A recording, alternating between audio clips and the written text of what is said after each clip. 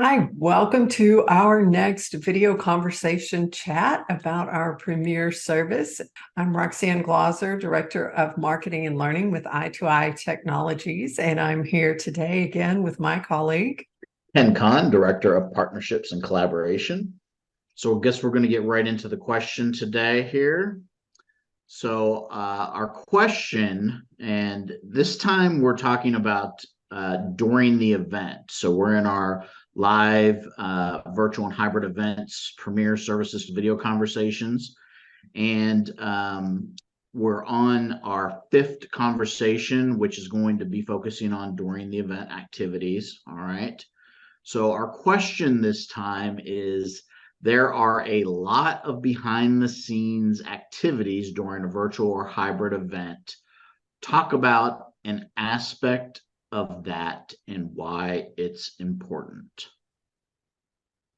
Okay, well, I've thought a lot about this because, we've had several conversations and many of the things we've shared.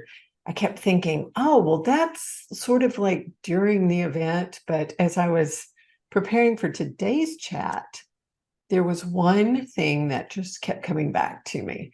And it was, I think, I'm going to say favorite. I know you teased me about that, but I love our monitoring spreadsheet.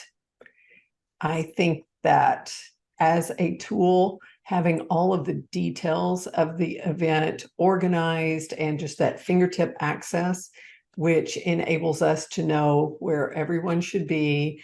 We have, all of the links, we have the presenters, we have all of the information right there because during specifically in a virtual conference where we have 15 minutes in between sessions, and we want to make sure everything's working well, I think it's critical to be able to find if we're missing a presenter. Do we have contact information for him or her? Do we have, if we're missing a room monitor, how do we get in touch with them?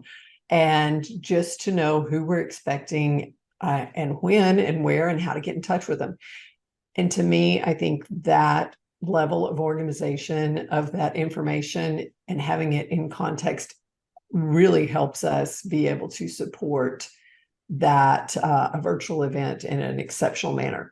And we know that from the results, and we'll talk about after events next week, but I think that level of organization and information is reflected when we get it back in the evaluations.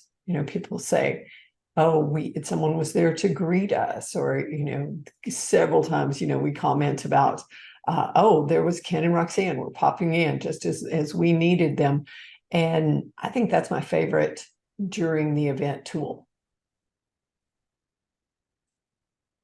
Yeah, it's definitely something that's needed because it has all the information we would possibly need all in one spreadsheet. And sometimes we'll utilize multiple tabs because there's certain things we might already know, wrote, or might not have to access. But having all the critical information right in front of us and then being able to get to that without being like, okay, where's that person's phone number or their email, or do I have the right, did we put the right information in here because this isn't the person that's in the room, kind of thing, all in one spot. That's it's almost like a dashboard, right? It's like anything that we would possibly need, all organized and quickly accessible to us. I thought you were going to go with the back channel communication, because the back channel communication is very critical to that too. Like, when you mentioned like popping in to sessions, a lot of times people don't realize somebody hit us up in the back channel and said, you need to go hit that room, and like we'll just pop in. Some people don't know that call out happened, and so they're like, oh, you're here, great, we need your help. And I think that back channel communication too also serves as kind of a stress relief too with the inside team. So like, it's a good way for us to, like, because we're in a virtual event, everybody's we're not all in the same spot. Like we can't meet at the end of the day to kind of be like, oh, like what a day, like how was it? So it's cool to have that going on throughout the event in the background to just celebrate certain things or commiserate about certain things or be like, can you believe that person asked that question for the sixth time? They still didn't get it. Feel like that might be referencing me. I was like, Ken, I only asked because I did not know. That's why I had to ask you 6 times where that was. So now, as you mentioned that, just for clarification for people watching, the spreadsheet and the back channel are two separate areas. So the back channel is either a group text. We've used a group text in some formats or a group chat. So that is separate from the spreadsheet, which is we do update the spreadsheet. We use a collaborative spreadsheet, so we do update so we can kind of tell who's been where.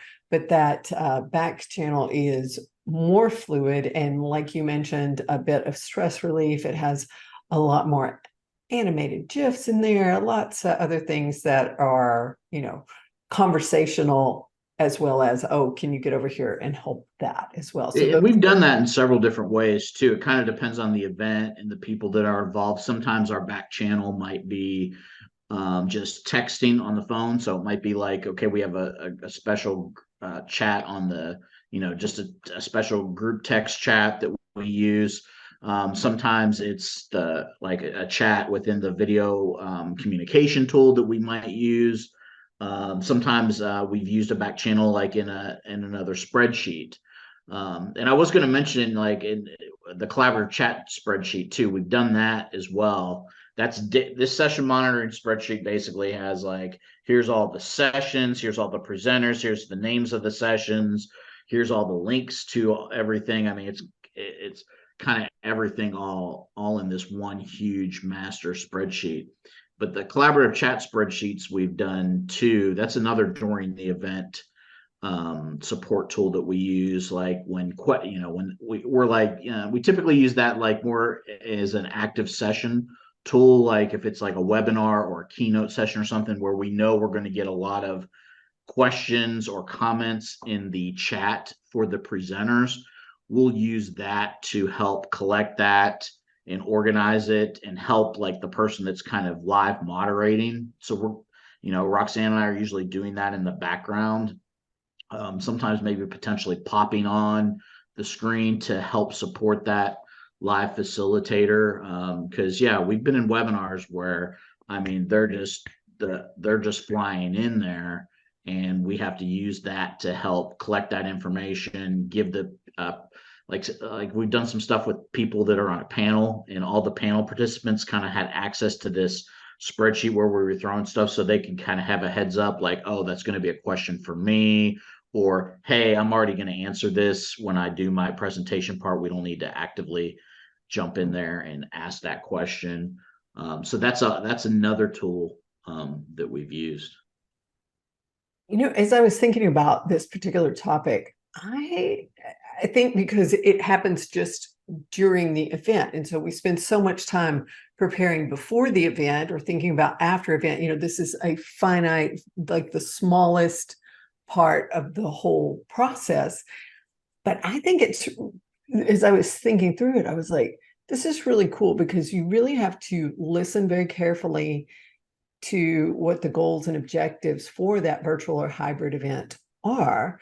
And then as we think through what's the best way to help whoever we're helping to facilitate that event. So we have to think through, if it's questions, if it's multiple sessions start at the same time, and so we're thinking through all those elements beforehand. And so we're figuring out, how are we going to be multiple places or be present? What is that like during the event strategy going to be? Because there's similarities, but the actual tools that we use, or they vary depending on whether it's a fully virtual or a hybrid, or if it's, like I said, a conference versus like a webinar situation there.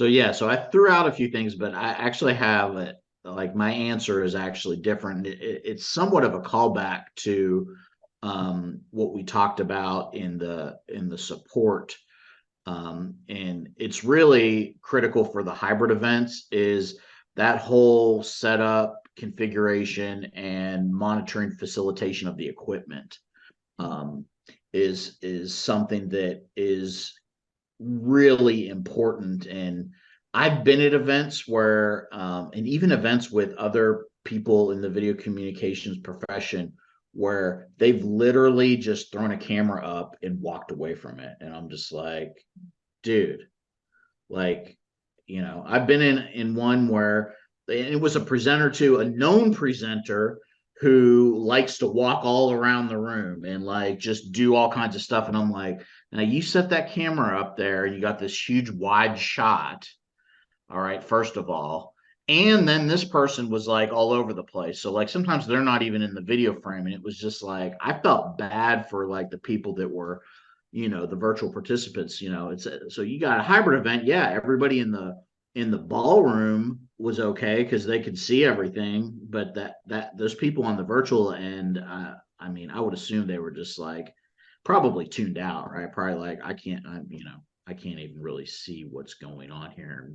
And probably even challenged on hearing some of the stuff.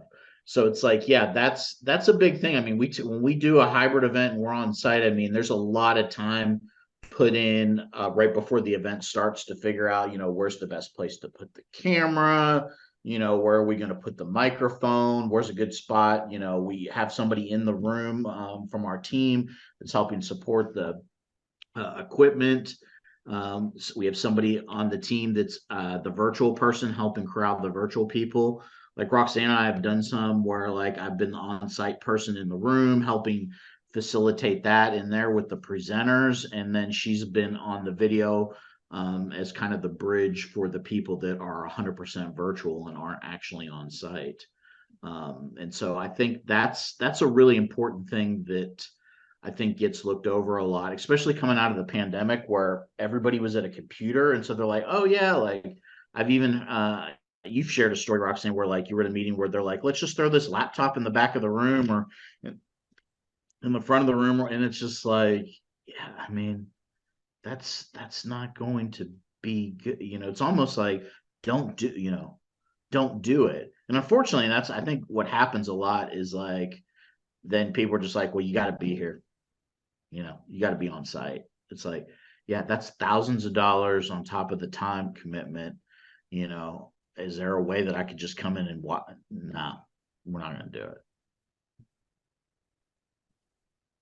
And hybrid's hard.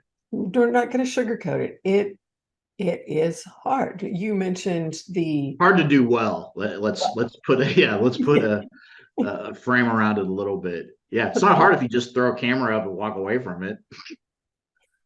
that just I'm just thinking I'm always on the receive end of that, and just people standing in front of the camera is I'm like, know where your camera is, know that. It's very difficult. And the other part that, as you were describing all the equipment issues, the other part that's hard too is the presenter. Because I was like, okay, how do you prep a presenter for basically it's a split, that split audience of addressing the ballroom and the remote people? Or how are you, taking the questions? Because everything we were talking about before you shifted us into hybrid here, you think about, oh, if someone is not familiar with that, or it really is, it's like having two events at the same time. Very difficult. And I know that's where we've tried to try to help the presenters and give them cues, or to help them, because we think of ourselves as facilitators. How do we make it easier for the presenters who know their information, they know their presentation, but we're there to help them interact with that remote group. Yeah, so I think we hit on a lot of different things here because there's lots of moving pieces, lots of important things that we've referenced before as well. And so, yeah, we have at least one more chat here. We got after the event activities, which should be interesting because I think that's something that it's kind of like where what the analogy a lot of people use is like, you're 10 yards out from the goal line and you fumble the ball, right? And you don't want to do that. So stay tuned for our next conversation about after the event, and we will see you then.